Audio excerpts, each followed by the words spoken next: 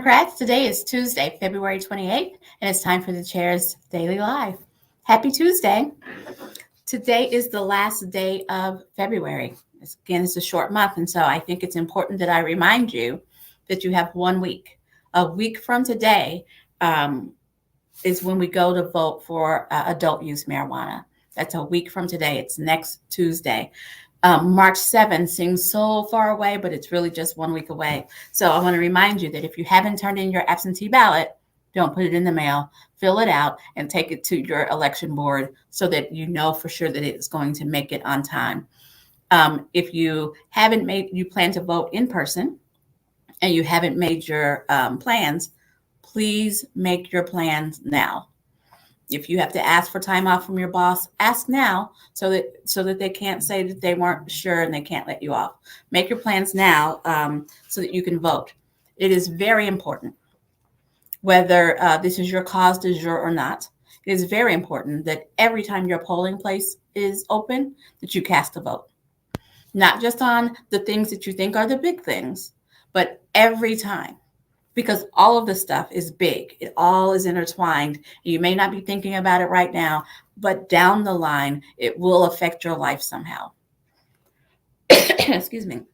Speaking of adult use marijuana, there are all these tentacles in adult use marijuana. I have a confession. As long as I've lived, I've never smoked weed. Weed's not my thing, not my bag, whatever.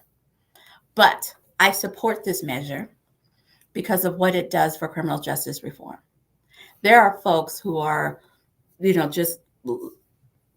living their lives away, incarcerated for personal use marijuana.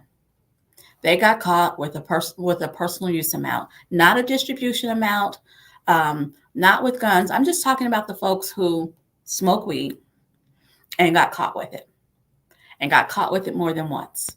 And so now they're incarcerated. We're paying to incarcerate them. And when they get out, they will have felonies. They won't be able to vote for a while if they get out a little bit early. It'll be harder for them to get jobs. And so what I'm looking at is leveling the playing field. There are folks who are incarcerated right now for the same amount that someone who has a medical marijuana card has right now.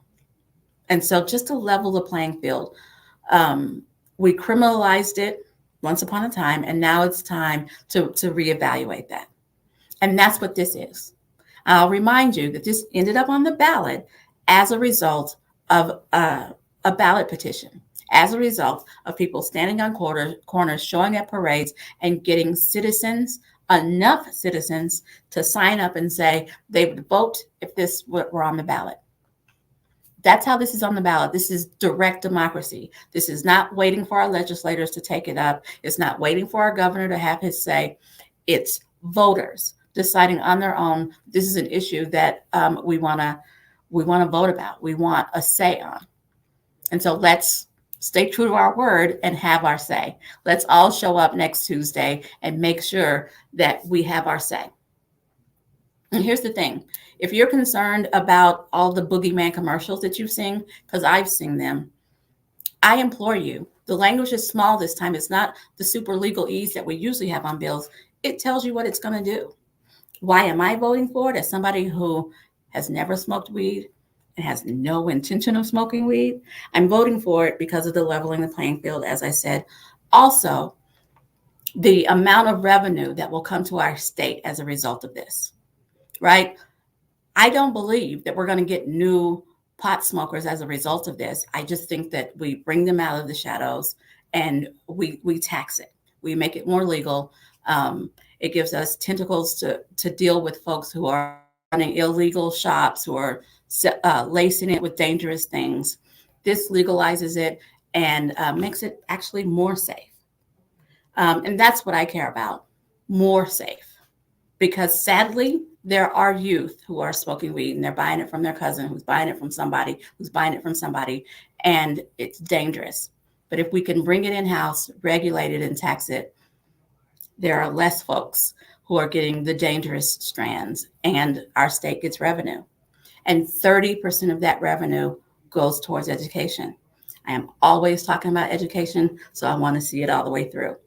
30% of the revenue from this, if this becomes law, 30% of the revenue will go straight to education. And that's what I'm about. I'm about financing in public education. And so if we can figure out another way to funnel some money there, I'm all for it. Again, I don't believe that this is going to make a whole lot of folks who haven't thought about smoking weed now decide. I don't see that happening.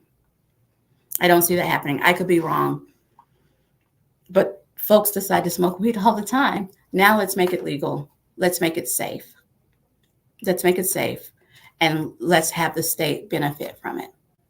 And on the back end, let's stop criminalizing folks. We're criminalizing some folks and we're not criminalizing others. The moratorium on starting new dispensaries still exists. So if this passes, it doesn't mean that we're going to have more dispensaries, although I'm not sure if Oklahoma could have more dispensaries. But no new dispensaries are going to be as a result of this bill, at least not immediately, because our state has a moratorium. So the dispensaries that exist now will have medical marijuana and they will have adult use marijuana. So I'm encouraging you to vote yes next Tuesday, March 7th. The revenue alone, the clarification of criminal justice reform.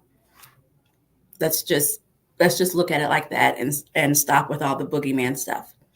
Because I think it's amazing how the boogeyman comes for our kids sometimes, but not all the time. Not real sure. And before I leave, I want to talk about one more thing. Student loan relief. Student loan relief. Again, doesn't affect this girl. But I know folks that it affects. You know folks that it affects. And this is a promise the president made when he ran. And I know folks who could move to a different level of prosperity, a different level of being able to take care of themselves and their families if the unfair student loans, and they are unfair, the unfair student loans weren't like an albatross around their necks.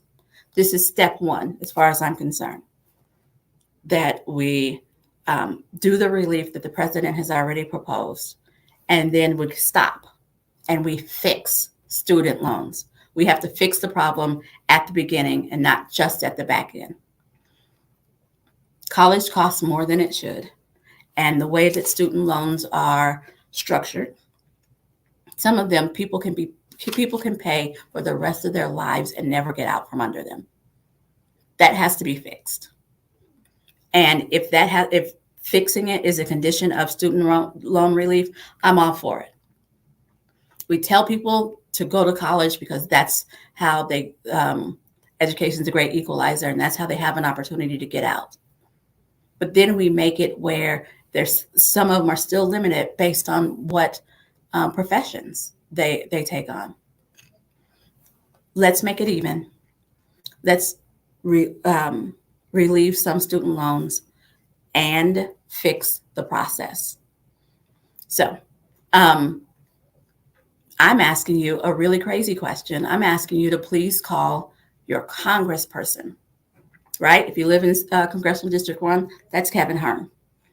And here's what you say to Kevin Hern. We should provide relief to individuals. This is a result of COVID. We should provide relief to individuals. We provided relief to corporations, and he was a direct benefactor via a PPP loan. If you live in Congressional District 2, Josh Burkina is who you need to call. Congressional District 3, Frank Lucas. Congressional District 4, Tom Cole. And in Congressional District 5, Stephanie Bice. That's who's voting on this. Give them a call and tell them that you support the president's measure of student loan relief and reforming the whole federal student loan process.